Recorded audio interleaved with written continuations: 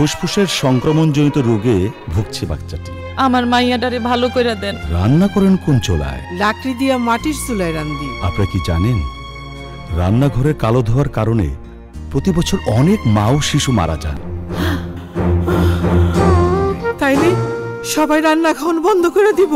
না, সাধারণ চুলা বাদ দিয়ে উন্নত চুলা এবং ধোঁয়া হবে না এমন জ্বালানি ব্যবহার করুন। আপা, বিভিন্ন ধরনের উন্নত চুলা আছে। লাকড়ির পাশাপাশি পেলেট ও ব্রিকেট দিয়েও কম ধোঁয়ায় আরামে রান্নতে পারবেন। এখন আমরা উন্নত চুলায় উন্নত জ্বালানি দিয়া রান্না করি। ধোঁয়ায় আর কাশিও হয় না, চৌকো জ্বলে না।